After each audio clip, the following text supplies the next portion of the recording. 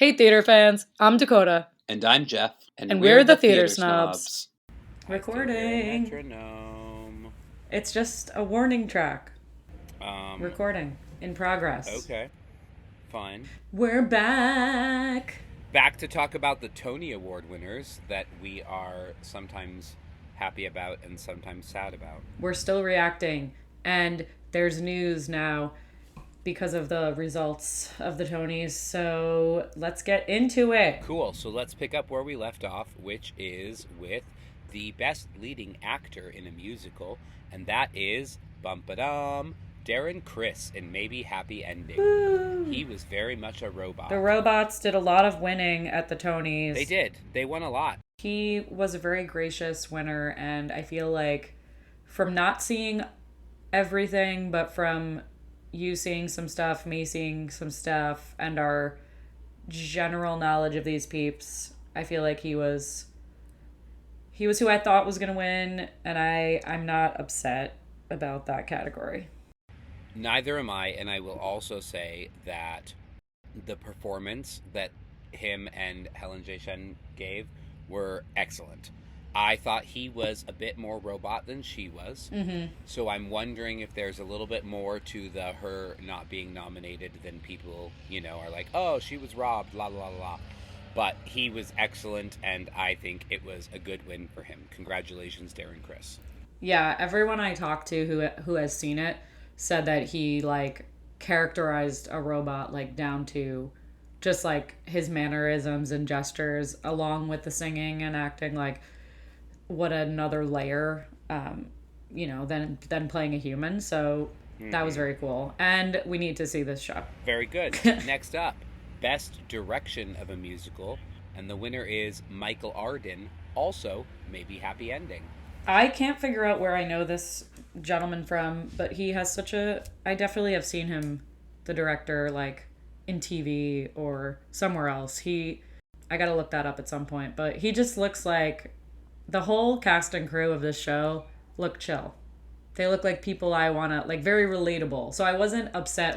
None of these people are the creatives behind this, I feel, are contentious, drama divas. So it was kind of nice to see a team like that winning and being super supportive of each other. So kudos to them. So Michael Arden because he won the Tony 2 years ago for Best Direction of a musical for the revival of Parade. Maybe. And he also played Tom Sawyer in the Roundabout and Deaf West revival of Big River back in 2003. I'm sure all these cars swirling around me can be heard on my recording, and I apologize. But I'm in a parking lot, so here we are. Then you're not bad. He was also he's done a lot. He was in the Twyla Tharp musical, The Times They Are A-Changin', based on the music of Bob Dylan. Wow. He was in the off-Broadway premiere of Bear, a pop opera. So he's done quite a bit. And now he's sort of transitioned into directing. And he does quite a bit. He also directed the Deaf West Spring Awakening, I believe. Wow. I really like this because so often it's nice to kind of have in schools we say administration kind of lose touch sometimes with what it's like to be in the classroom and teachers, and it's nice to see an actor transitioning and so successfully, it seems, into directing and having his hands in a lot of areas. So that sounds cool, and I wish I was working on this project. So, congratulations, Michael Arden.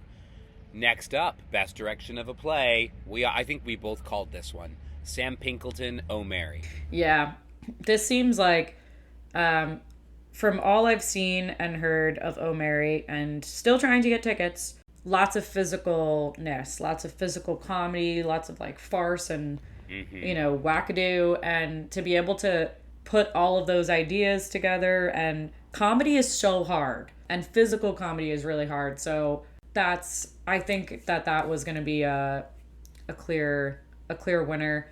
And the other play that was nominated a bunch, Purpose, Its director did not get nominated, so that was the only other thing that I thought may have contended with Oh Mary for Best Director. But yeah, no. Also, a super creative play and idea, which is so different than what we've seen lately. So yeah, Absolutely. I was excited for And them. I think Cool win. I think we talked about this in our nominees episode, but this field was pretty good. You know what I mean? Like, you had Sam Mendes, who's done great work. He was nominated for The Hills of California.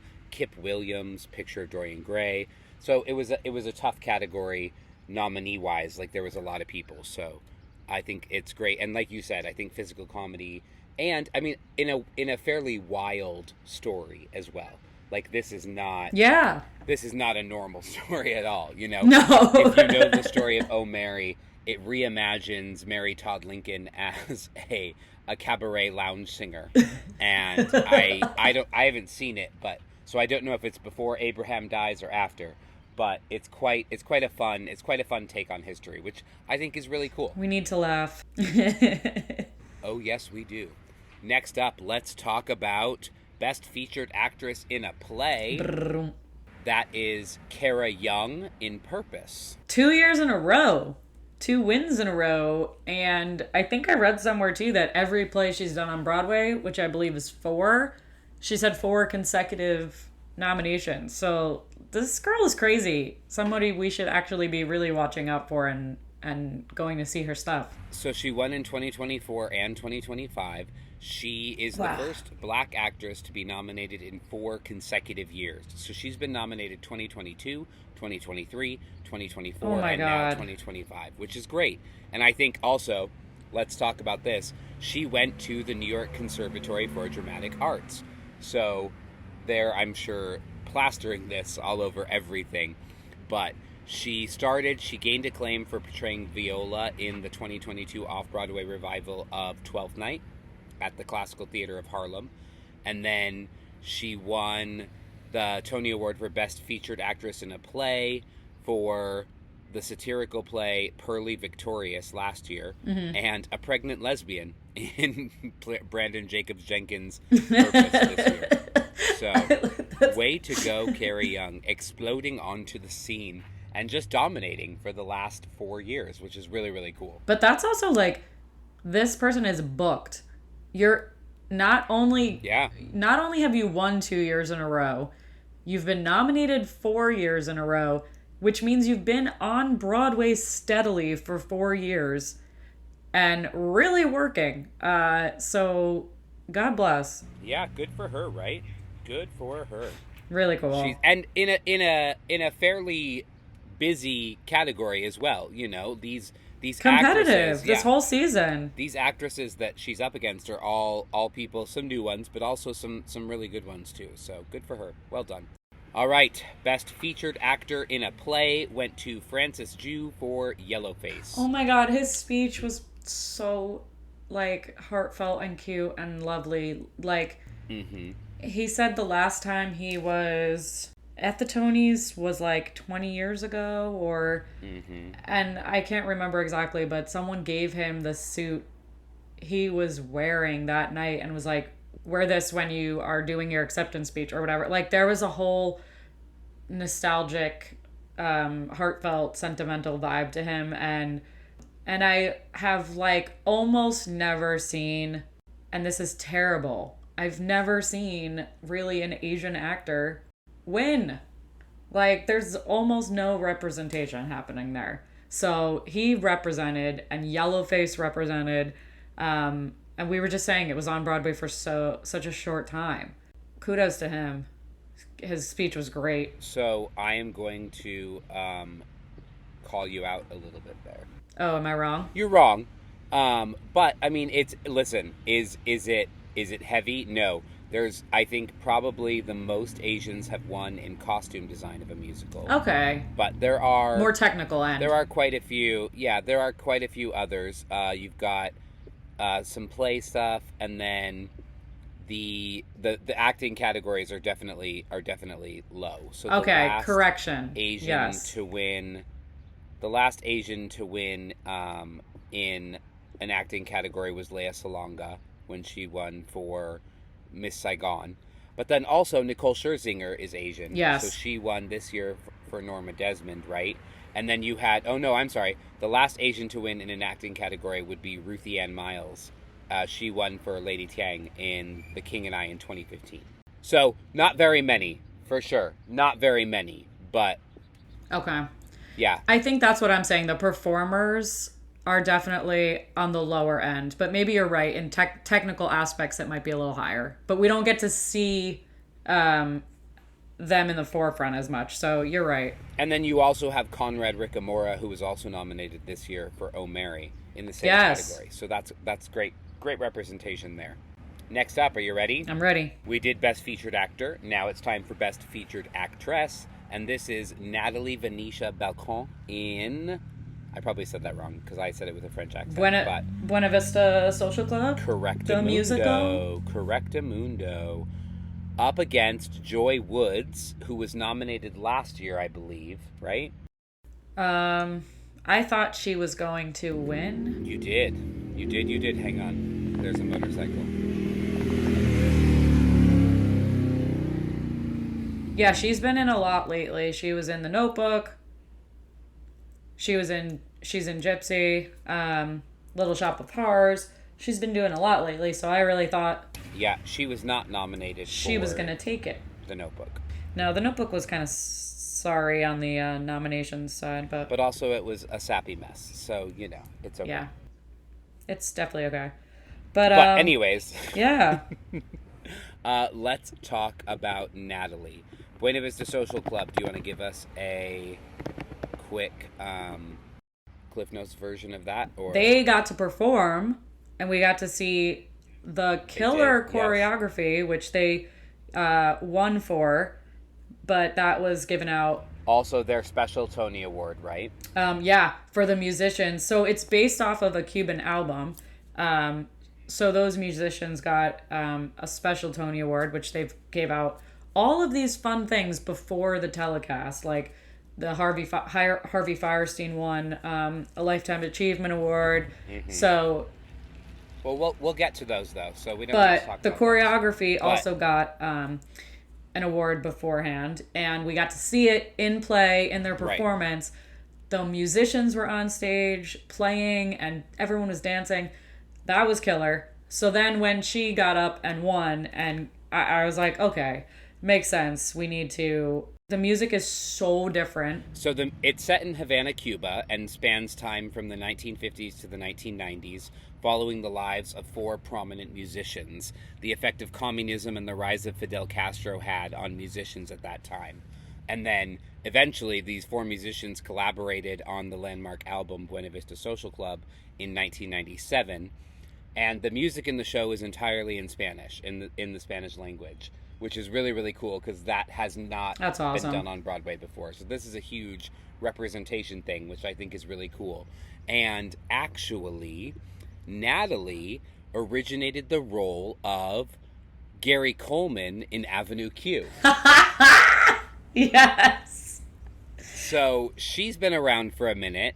She was also played Joanne in Rent and Urzuli in Once on This Island. She's been working for a while, which is awesome. But this is her first win, and congratulations. First time nomination, first win. Very, very cool. All right, we ready to move on? This one I don't like, but ready? Yes. Best featured actor in a musical, Jack Malone from Operation Mincemeat. Okay. I'm sure the show is lovely. I'm sure he's nice. I mean, he definitely gave a speech, to fire up the community and get everybody, mm-hmm. Love is loving and gender inclusivity. But I've been listening to this show and I saw their performance. I'm like, I don't know if I saw it live, maybe it would click more.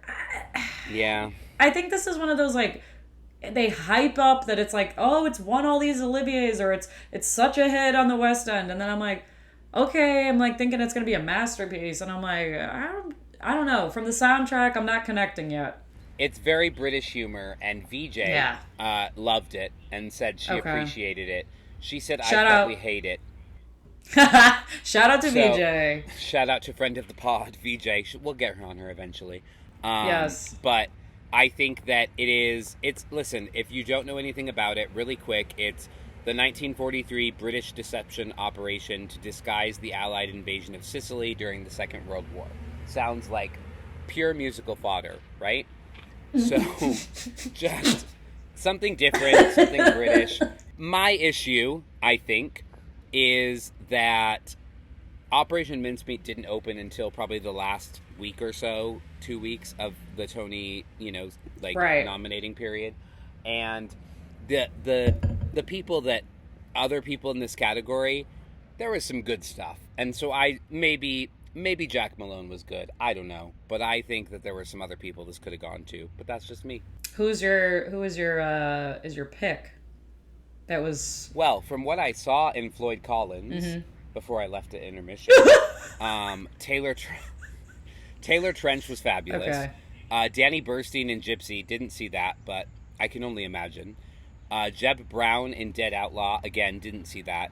Brooks Ashmanskas in Smash held that show together with his own hands. And as we said before, the book did a lot of lifting in that show, and he was most of the book, and he was absolutely fabulous. So again, I think it might come down to, what are these people doing in these roles, right? Yeah.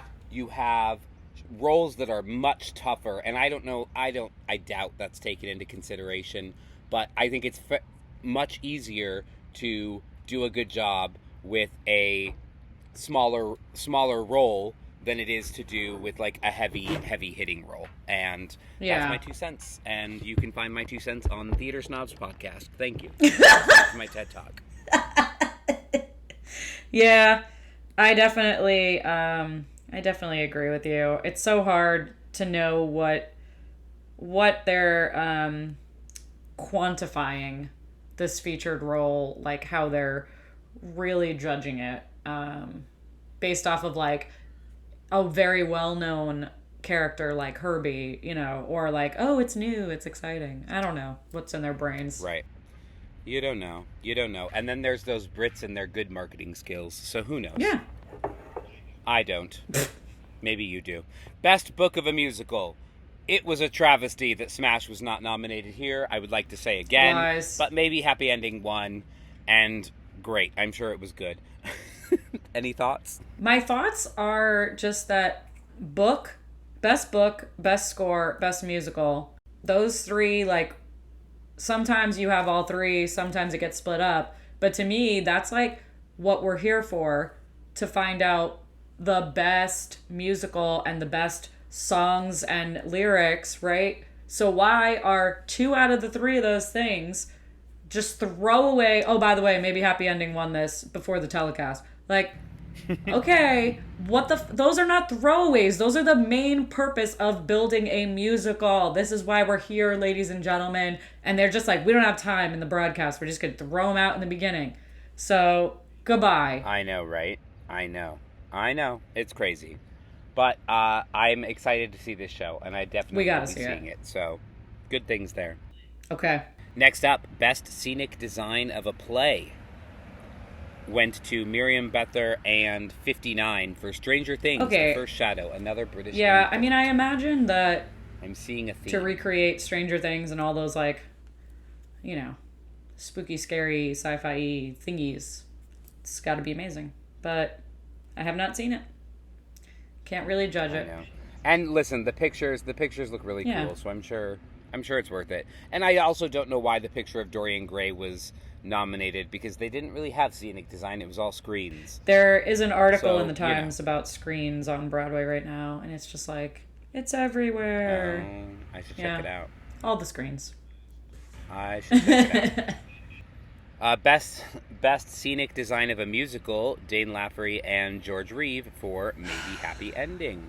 They won. They certainly won a lot here. I think they did. I would have enjoyed if the wealth was spread a little bit. And I'm sort of like, I don't need the wealth to be spread, but I would like I would like it to be a little bit more clear about why things are winning. But again, Yeah. what we saw on the Tonys, their performance, like, I think everything they won is probably well deserved. There was nothing where I was like their little Firefly number was amazing. And the scenic design that they showed in clips looked really, really cool. So I'm sure this was, totally great. No, it was visually very stunning, even for what they could do at the Tonys. So I'm sure these things are well deserved. I just, I was rooting for a few other shows to take away a little more, but okay. We still love you. Maybe happy ending. Yeah, we do. All right, next, moving on. Best lighting design of a play, John Clark for Stranger Things. I feel like that goes hand in hand with the set design, so good for them. Yeah, agreed. And then best costume design of a play, Marge Horwell for The Picture of Dorian Gray. Probably a lot of costumes there. Yeah, exactly. And I think that, again, from what I saw, the costumes looked very, very,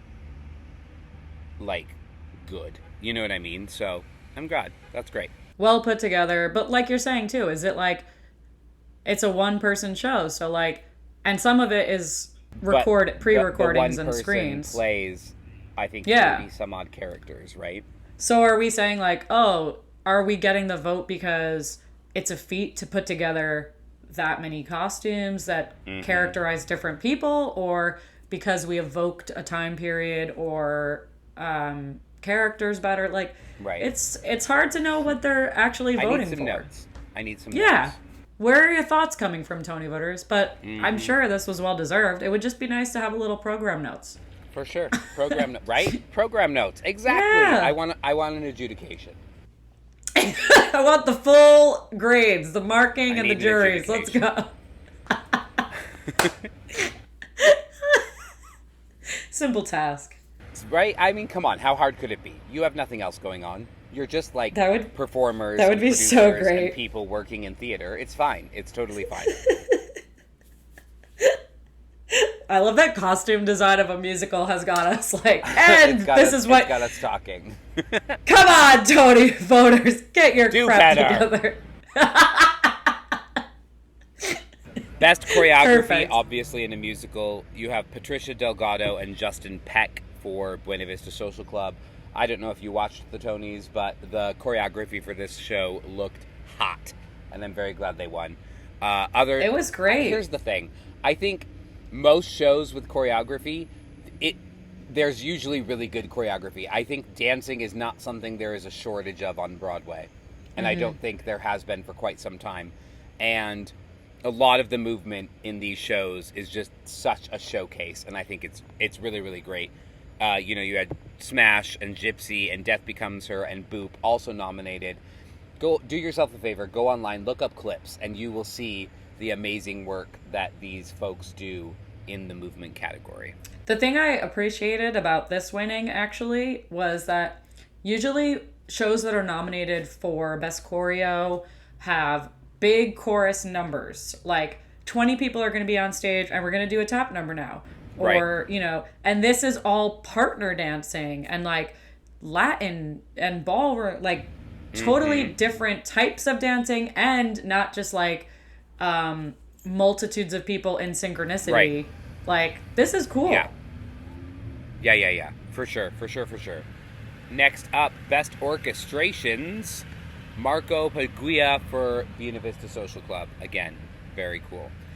And I don't know if people know. So orchestrations, Dakota, do you want to explain what orchestrations are? I guess the best way to describe it. I guess when a composer is composing stuff, he's probably sitting at a piano, and then all the other instruments, we have to decide what's going to add, instrumentation. Do we have strings and horns and all these kinds of things, and how do we add that all in and arrange it for an orchestra or for a small guitar ensemble, or whatever. Those choices are made, the best instruments to suit this kind of music and to suit our budget, stuff like that. So orchestrations is kind of that's a deep cut. I don't think the regular people know much about this.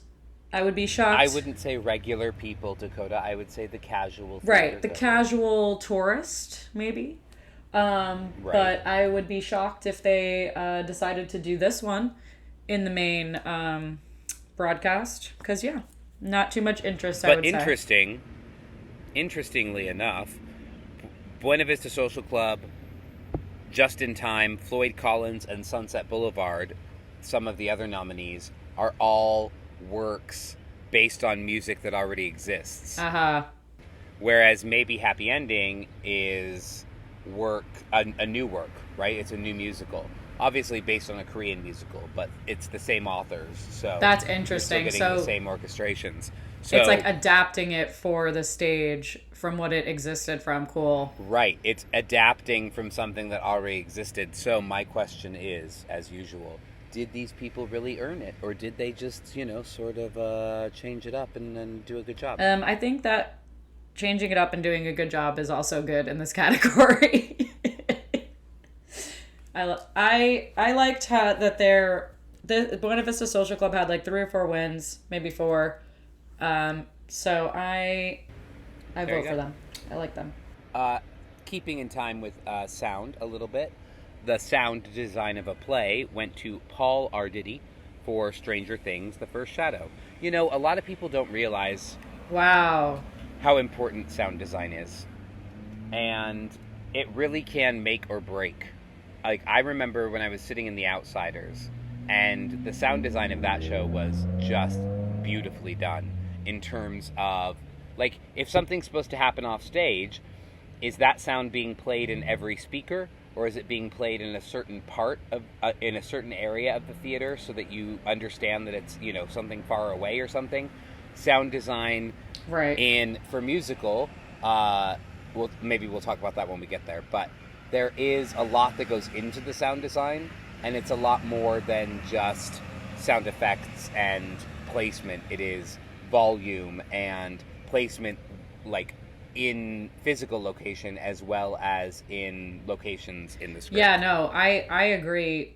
People do not think about this in this level of detail or intricacy of how it will affect the audience viewing a show. So, just to sum up our last few minutes, did you say Stranger Things won best lighting for a play, best set for a play, best sound design for a play? I believe that's what I said. That's a whole lot of technical aspects right there. So it's a technical marvel, similar to Harry Potter. You know what I mean? Like, just, yeah. I feel like it's funny because with musicals, you have a lot more to think about, right? And so when you're talking about a play, the fact that these things are sort of excelling and just really impressive. You haven't seen Harry Potter, right? Nope. I mean, like, it's very impressive. It's impressively done. It's very theatrical. The script is not the greatest, but the direction and the production and the value and design of the show is absolutely beautiful to watch. And I think you would appreciate Dakota, and I think we should go see it together. But let's do it. I think that there are plays that are really taking the time to just develop this beautiful art, and it's really, really cool to see. Yeah. All right, next up, best score, maybe Happy Ending. And this is original score, right? So this is not adapted score. I know, we've already talked about the ineligibility of Smash, but I just like that music. Sorry. So that's annoying that there's something on Broadway where I think the music is kind of killer and memorable. That's the other thing too, is like, it's like, is it sing-along? Is it catchy? Can these songs stand alone and stand the test of time again? Like, will we ever have those, 40s songs where people still, like, the standards? Like, we don't have that anymore. We have, like, fleeting... Well, because we already have standards. Yeah, but I'm just saying, like, these songs are not, to me, not saying maybe Happy Ending, but scores in general. We've talked about, like... Are a little weak. Yeah, we've talked about contemporary Broadway not really being able to, like, find its sound, and that's why we're like, oh, it's so nice to see so many different things. But then that kind of contradicts with, like, there's not a sound of, like, the 2000s, the 2010, like, but that being said, this clearly was a cohesive enough story to win book, score, musical. So yeah, for sure. we also, there's value in that, in having all the parts and the pieces. Absolutely. Yeah, because I think that we have, for the last few years, we haven't seen that, right? Kimberly Akimbo won all three, but then last year, which I think it's nice. Outsiders didn't. Yeah, Outsiders won Best Musical, but then didn't win score or book. I think Suffs did. So to have that disjointedness to me is hard to say, like, well, then how is this the best musical? You know, Right. like, I really like, when I see that it's won all three, I'm like, okay, this thing must be killer. Like, we gotta get our butts to see it. Well, but I think interesting that you say that, because Outsiders won Best Director as well, Best Direction, and so that's an interesting piece, right? Is if it's not winning, score and if it's not winning score and book and whatever, it's interesting that Best Director and Best Musical go hand in hand, because I think that's the only valid argument against what you're saying, right? So maybe Happy Ending also won Best Director. Yeah. Okay, yes, wow. It did. It won all four. Real powerhouse here. Or five, four, whatever. A lot. The robots. It won a lot. The robots. Here we are, the robots. The helper yes. bots. Okay, moving on. Best costume design of a musical. If you've seen it, you know why. Paul Tazwell in Death Becomes Her. Finally! Woo! Our favorite musical! Dakota was all evening we were texting each other, and she was like, "Why didn't Death Becomes Her win? Why didn't Death Becomes Her win?" It was quite fun to see. You know what? I think that it was not taken seriously enough, and this is like, I'm not just, moaning about this because I enjoyed it so much. I just think it wasn't taken seriously enough for its music and for its comedy and the overall amazingness of it, because it was like an over-the-top melodrama, like, farce at sometimes. And I'm like, okay, it wasn't a serious love story that made me cry, so that means it can't win. Like, it wasn't tragic. It didn't have some tragic element of, like, I think that a comedy that is of amazing proportions, I think there was a lot more value to it than just like a feel-good reboot. Right. I really thought it was transformed. So thank God it has something on the map here. And this guy won this year for, I think he won an Oscar this year too for Wicked, like for the costumes in Wicked the movie. Oh, did he? So, yeah, I think he won. They said, like, it's been a crazy year for this guy. So, thank God. Can't believe this was the only thing we won. Yeah. Yes, and I'm not getting paid, by the way, to promote this musical. No? This is just for free. Are you sure? I'm very sure. I'm just passionate, okay? All right. So, yeah, he's won quite a bit. He has won quite a bit. So, good for him. He was also costume designer on Hamilton. Oh, wow. Yeah. All right, the hits just keep on coming. So, good for him. Good for him. Second Tony Award. Congratulations, Mr. Taze or Tazwell. I'm not quite sure how you say it. Next up, best lighting design of a musical, which I absolutely 100% agree with. Jack Knowles for Sunset Boulevard. Yeah, I mean, from what I've seen, that the lighting is doing most of the lifting, because it's really a bare stage. Mm-hmm. So yes, and there were times where I was watching the lights and not what was going on. Sorry, that was a loud car. There were times where I was watching the lights and not what was going on stage, because the lighting and the smoke were more. But do you think that was distracting? Like, that took away from your attention to the story? No, I think that the actors should hold their own and try to keep me engaged. And the direction wasn't really good. And so it was sort of, they didn't really have anything going for them. But I think Jamie Lloyd is notorious for minimalist directing. And with minimalist directing comes minimalist everything, and that doesn't work on a live stage production. Huge stage, yeah. No set. A little crazy.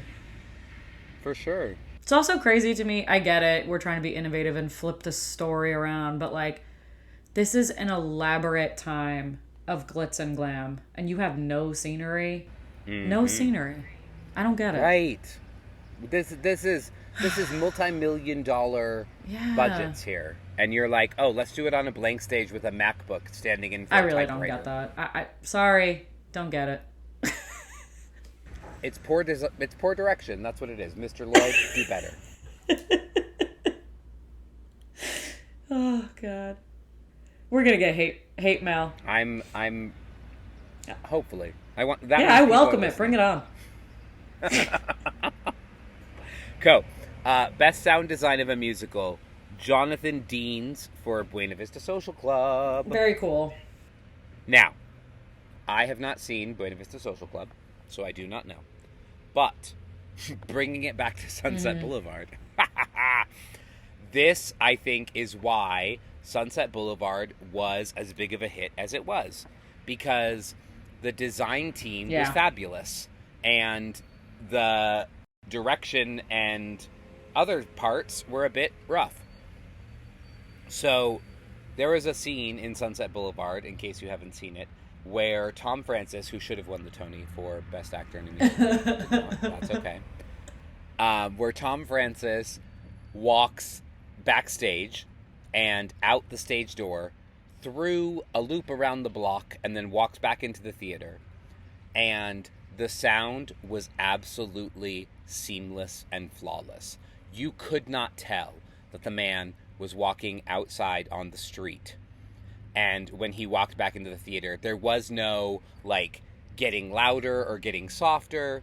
Now, I will also like to point out that there were no sounds on the street. And if you've ever been to New York City, you know that's not the case. That's odd. So, I truly believe, in my heart of hearts, that a little bit of it was canned. But there are people who are insisting otherwise. So, there you go. But yes, now, that's like Buena something Vista Social Club, that's so different. Right. Buena Vista Social Club, the band is on stage a lot, and so to mix the band and the mics and everything all together at the same time, that's an achievement as well. Yeah. So, congratulations, Buena Vista Social Club. A lot of competition. Floyd Collins, I think this was a bone that was thrown to them, because it was not good. That's my I love it. It was not good. Period. Next. That's all I have to say. Oh, wait, we have more. Okay. This was a bone that was thrown to them. It was not good. Okay, we're moving on. Isabel Stevenson Tony Award went to Celia Keenan Bolger, who we love. Have you seen her in anything? I don't know. What's she been in? She has been in... Please hold. I will look it up, and then we can talk about it. She was in... What's that one play? To Kill a Mockingbird, right? Oh, I saw that. Mm-hmm. She won. She won the Tony she won the Tony for Best Featured Actress in To Kill a Mockingbird. She was in 25th Annual Putnam County Spelling Bee. She was in Peter and the Starcatcher. She did The Glass Menagerie. She's done a bit. She's done quite a bit. I've seen her. Okay. Yeah, you have. She's great. And so she won the Isabel Stevenson Award, which is a non-competitive philanthropic award presented to recognize an individual from the theater community who has made a substantial contribution of volunteer time and effort on behalf of one or more humanitarian or social service or charitable organizations, regardless of whether such organizations relate to the theater. So I'm not quite sure what work Celia Keenan Bolger has done, but congratulations to her for... Yeah, I wish they would, like, give you a little more info or talk about this a little more. We need a program. We need a program note. Yeah. They're just like, okay, and here's the 5 special awards. But you don't know why, like, except for the educator one, you don't really know why they're getting them exactly. But, all right, cool. Right. Congrats. Right. And I do believe that she is the granddaughter, maybe, of Ray Bolger. Oh, is that Scarecrow? Scarecrow or Tin Man? from Wizard of Oz. Scarecrow. Ah! Yeah. I love that. Look at my old shit coming into play here. Woo! Mm-hmm. Oh, nope. Okay. Nope, she's not. No. Oh. Not a thing. Falsehoods. Nope. Got excited. Fake news, Jeffrey Rocco. Fake news. Well, we try to connect the dots when there's no dots to connect. Look at us trying to make it work. Look at that. All right. Well, if there was no internet, nobody would even know. Right? Okay? Who would know? Well, we would also right. we would also never know a lot of things. So there you go.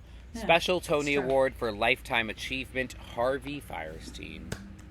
Woo! Good on you, Mr. Fierstein. Good on you. Love this man. He talked about creatives in the 80s. He brought it back to like harkening back to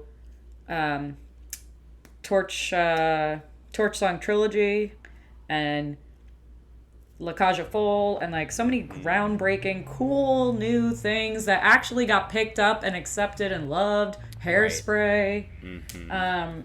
And Kinky Boots. This man has written so many good scripts. Love this guy. And he was like, basically like, I'm just authentically me. Like, I can't hide me. Loved his speech. He's like, I'm just me. And like, you love it or you don't. Love me. Thank you for the vote. Thank you for the award. For sure. Praise. So let's talk about maybe the performances. Okie dokie. Yeah. So we had quite a few, right? Quite a few. Death Becomes Her performed. And they did. The number and they that did. they performed is the opening for the number gays. For the gays.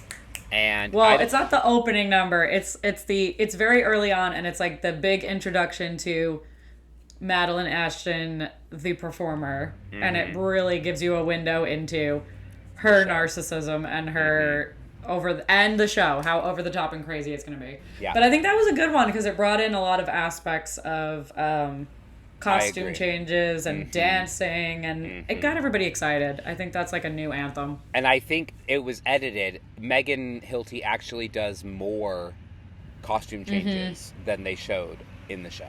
Yeah. I think I was noticing that too. I was like, oh, did they just skip a lyric? Or did they have to like cut it down a little bit and change it based off of, they're not in their normal setting with the normal amount of people probably doing all the crazy changes.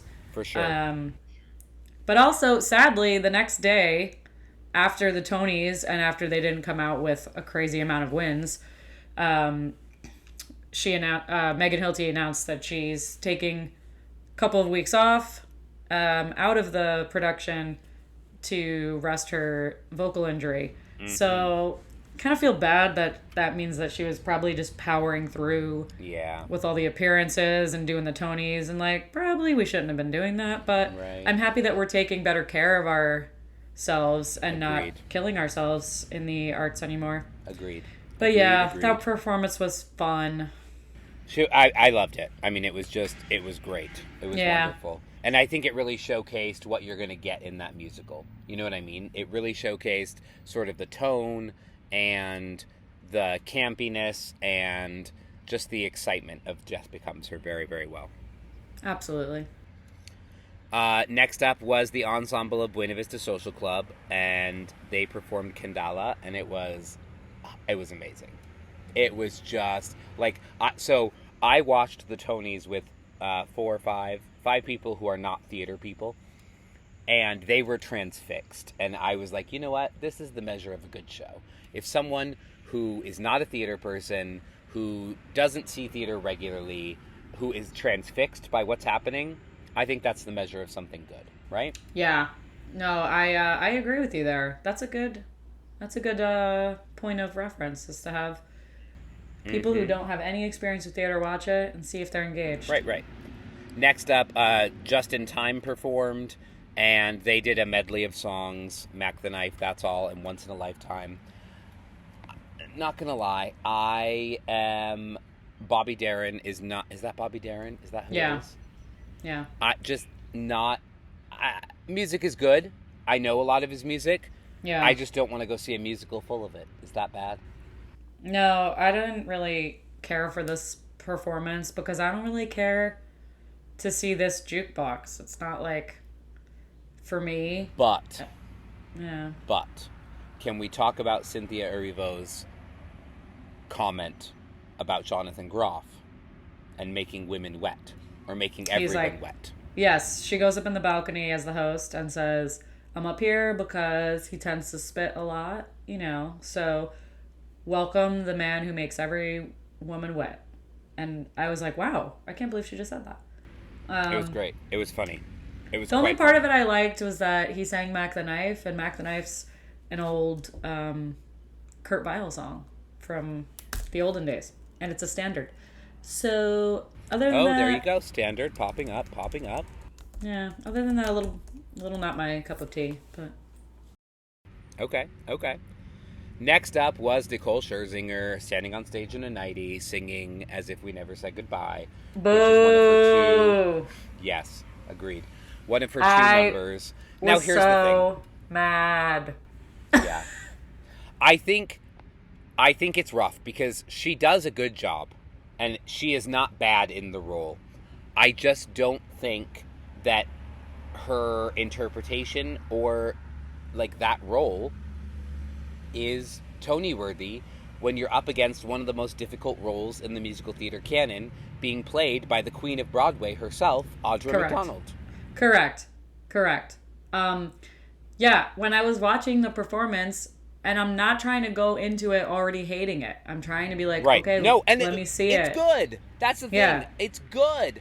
I just think that people are falling over themselves to tell her how wonderful she is, and I'm not there.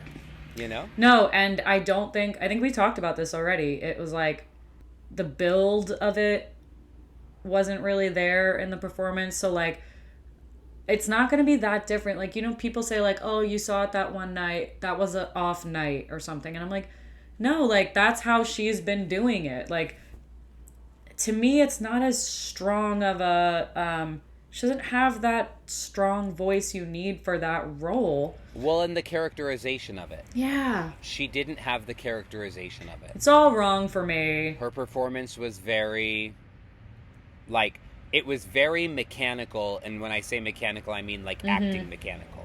You know what I mean? Like, it was very clear that she has been coached. She had been coached in this role. And she did a great job. But, yeah. Also, when she finally blossoms and it's not even blossoms, because that's what I would like to happen in the song. But when she gets to the big part of the climax of the song where she's just belting her, oh my God, she's like, oh, please clap for me. Look at this amazing thing I'm doing. And I'm like, it's not, it just doesn't come off as authentic to me. I wasn't there. Nope, and her speech was the and same. Somebody wrote that the speech was the best speech ever, and I was like, it was garbage. Goodbye. No.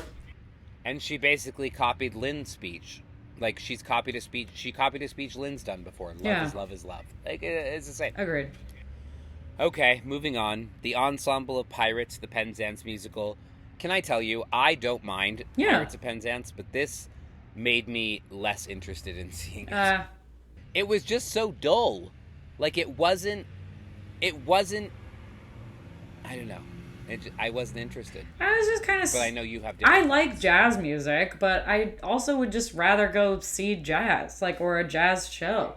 It was kind of like... Mm-hmm. I don't know. I don't even know what we're doing. It was a weird addition to the season in general.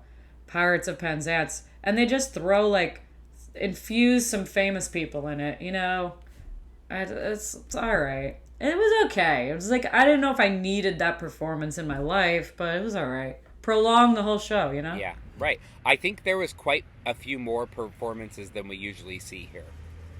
Just saying. Next up was a lot. Darren Criss and Helen J. Chen from Maybe Happy Ending. Loved it. Loved every minute of it. From the conductor using his baton to do the first Firefly. I loved it. It was beautiful. Yeah, and I think a lot of shows chose, you're saying, really good things to showcase Agreed. the tone Agreed. and what you're going to get. So I think they chose wisely there. Agreed. The ensemble of Floyd Collins sang something. I wasn't. I have to say, for the two country ones, I really tuned the hell out. Right? It was boring as all hell. I Ugh. didn't see the Dead Outlaw one, because I was having internet issues. But I would like to see it, but I can see. No, don't waste your time. The two of them, it was like, just we're in a cavern with a flashlight, and the other one's the dead guy's on stage in a coffin, and we're like, doing a little ditty on the washboard and the banjo. All right, these two musicals are like, they're exactly the same. What the hell? Like, not exactly the same, but it's like the same flavor. What the heck do I need both of these things on Broadway at the same time? Mm-hmm. And just kidding, they're both gone. Because I think one was a limited engagement. Right. And Dead Outlaw, you got no wins, and you're not making any money. Goodbye. Like, boring. We could have had other performances. Or none, and make the thing shorter. Right. Yeah, you're right. You're right. Horrible. Or let Boop perform. Yes. So another one that happened. We saw it's the 10th anniversary of Hamilton, and some of the original cast came back to perform, which was great. Love them.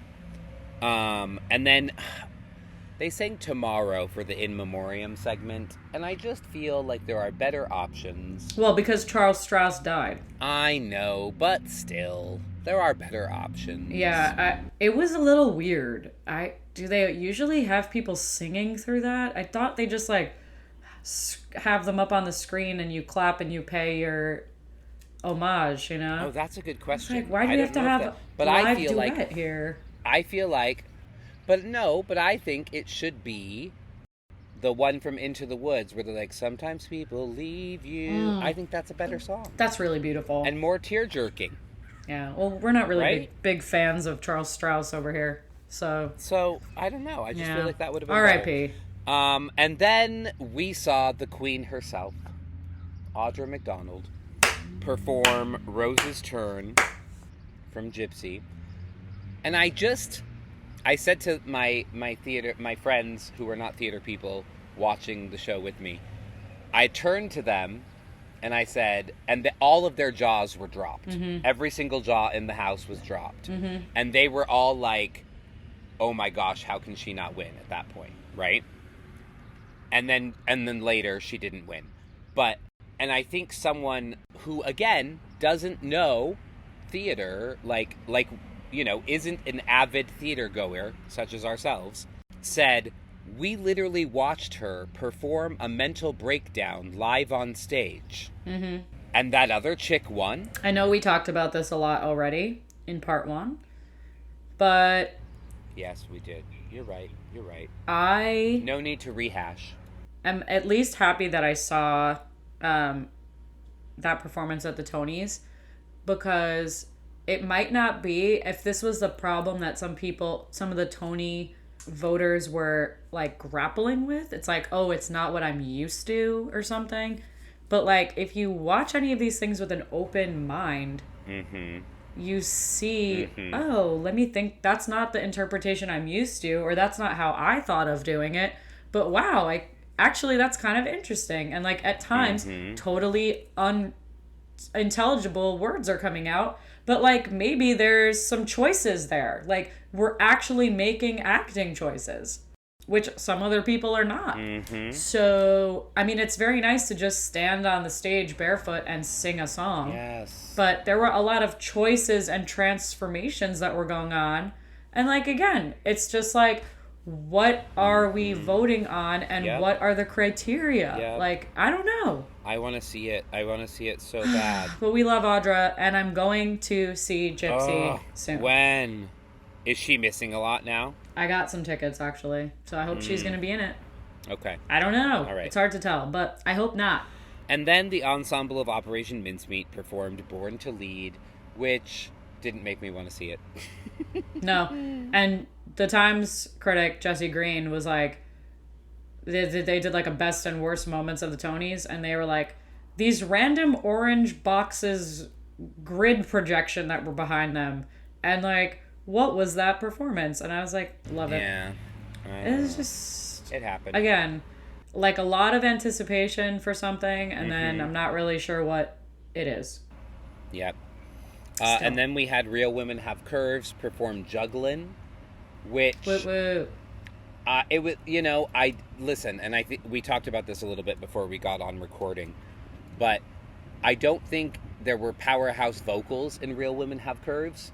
Yeah. And when you're putting them up against some powerhouse vocal, things, I can see where people think the musical is less than. It's closing at the end of this month, correct? Like this weekend? Yeah, end of June.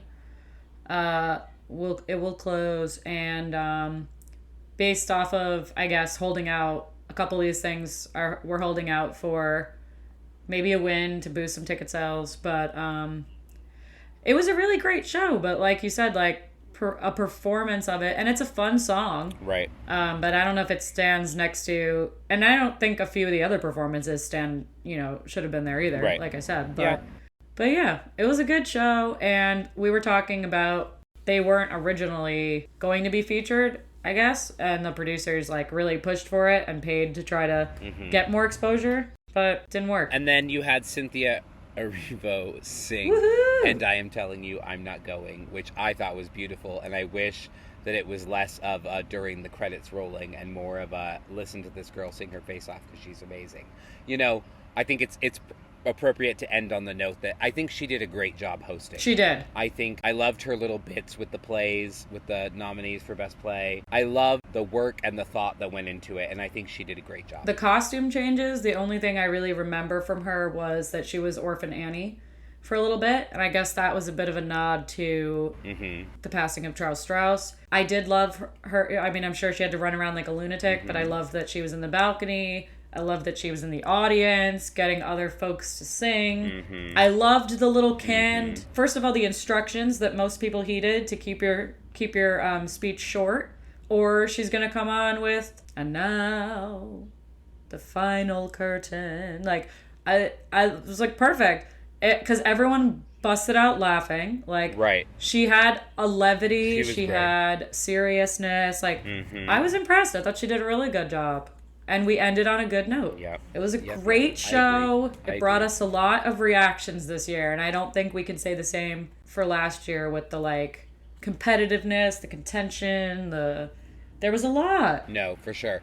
This year was much more competitive. It was much more competitive. We have a lot to argue about, a lot to cry about, a lot to laugh about. So the ceremony drew an average of 5.1 million viewers with CBS and Paramount Plus figures, which is the most viewed Tony Awards since the 2019 edition. Amazing. Which is great. And then we also got the news, and we talked about this already, but just to sort of bookend it, the 2024-25 season was the highest grossing season ever for Broadway, which, okay, when you're paying the money that people paid for tickets, that's, But it's hopeful news, I guess, in certain regards, It is, you're right. Trying to keep it positive. You're right. It's hopeful. You're absolutely right. So, Tony Awards, that happened. And I think in our next episode, we're going to talk about some stories behind the Tonys. Right? Yes, things you don't know, things you want to know, things you want to find out about your favorites. Just some interesting stuff about this year's nominees, and then maybe we can do like an in memoriam of shows that are closing because the Tonys didn't help them or something. Maybe like we that. should write a little song about it. An original Theater Little Snobs ditty. tune. Yeah, copyright. Okay, don't try to rip us off, people. I mean, could be fun. Could be fun, right? I'm down. All right, people. The 24-25 season of Broadway is in the books. Yep, it is. And that's all we have time for today. That is all. Bye. Bye. The Theater Snobs podcast is part of Chill Bucket Productions. Find us on the web at www.chillbp.com. And follow us on Instagram at Theater Snobs. That's theater, TRE, snobs.